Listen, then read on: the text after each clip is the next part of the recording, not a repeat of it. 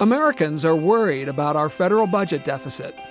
But people who worry about our country's economic health also need to understand that we're creating another kind of deficit in the U.S. that impacts every community and industry in the country, the innovation deficit. America's economy has been built on innovation and new ideas that create jobs and healthy communities. After World War II, our federal government helped the U.S. grow the world's strongest economy with strategic investments in education, science, and technology that made our country the world's innovation leader. Research funded by the National Science Foundation, the National Institutes of Health, NASA, and the Departments of Defense, Energy, Agriculture, and Commerce has led to life-saving vaccines, lasers, MRI, touchscreens, GPS, and even the Internet. In fact, more than half our country's economic growth in recent decades has been thanks to innovation, much of which has resulted from federally funded scientific research. Innovation has made the United States the leading economic power in the world. It's why new industries have their roots here in the U.S. and why the smartest people from all over the world want to be at our universities. It's the reason our men and women in uniform are equipped with the world's most advanced technology. But now, that's changing. Scientists and business leaders agree that a growing innovation deficit means the U.S. could lose its lead in science and technology, and once that lead is lost, it could be difficult to regain. So what is the innovation deficit?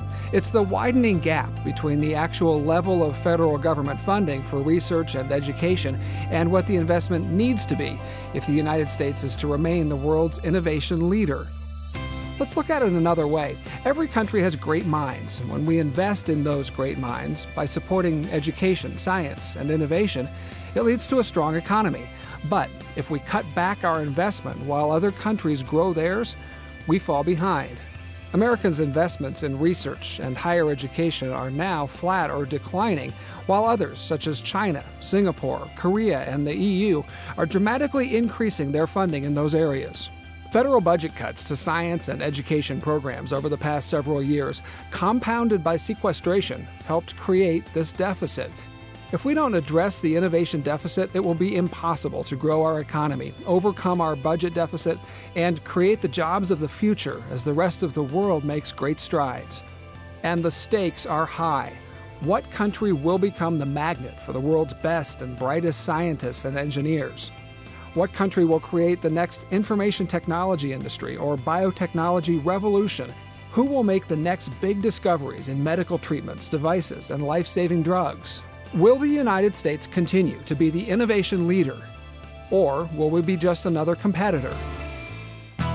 If the United States is to remain the world's innovation leader, we must close the innovation deficit by growing and sustaining federal investments in scientific research and education.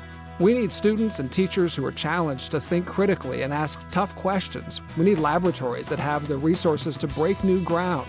We need great universities that attract and grow great thinkers. Together, we can make it happen. Please, tell your member of Congress to close the innovation deficit by supporting strong funding for research and education. America's future prosperity and national security depend on it. For more information, visit www.innovationdeficit.org or follow the conversation on Twitter with the hashtag InnovationDeficit.